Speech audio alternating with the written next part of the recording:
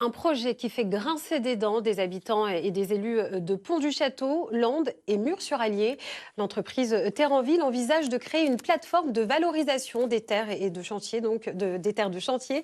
Les inquiétudes sont nombreuses, alors une mobilisation citoyenne a eu lieu hier pour sensibiliser les pouvoirs publics sur les risques environnementaux et sanitaires liés au projet. Édouard Bouliot et Céline Médour. Ils se sont donné rendez-vous chemin de Chazal, là où devrait s'implanter la future plateforme de valorisation des déchets de chantier. Pour vous situer les lieux, vous voyez, c'est toute cette zone agricole. Tous émettent des réserves sur les risques environnementaux et sanitaires du projet. Les habitations sont à proximité. C'est une zone qui est de forte densité. Et puis surtout, il y a le projet Inspire aussi qui arrive. Et tous ces camions seront entre 30 et 50 par jour à arriver sur la zone du Champ-Lamé. Et ils vont avoir un fort impact aussi concernant le trafic routier. La métropole clermontoise doit traiter 50 000 tonnes de déchets de chantier par an. Le projet de Terre en Vie, lui, propose d'en valoriser jusqu'à 200 000. Des déchets supplémentaires pourraient donc être importés, multipliant ainsi les risques de pollution avec des gravats, de l'amiante, du bois traité et d'autres résidus émanant des chantiers du BTP.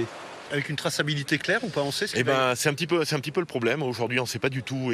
Alors oui, on nous annonce que oui, mais on n'a aucune certitude là-dessus. Des camions vont arriver, les tris doivent être faits en amont.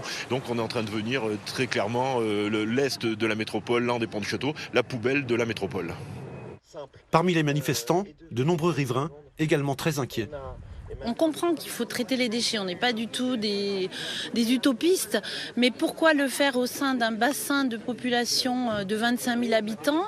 Moi, ce que je souhaite, c'est interpeller monsieur le préfet pour la qualité de vie des citoyens, pour la qualité de vie de nos enfants et en particulier pour la santé. Je suis professionnelle de santé et c'est vraiment ce qui me préoccupe le plus. Lors d'un vote fin septembre, la métropole a remis un avis favorable avec réserve. Pour le moment, il s'agit d'une simple consultation dans le cadre d'une procédure d'enquête publique. La décision finale appartient à la préfecture qui devrait se prononcer avant la fin du mois.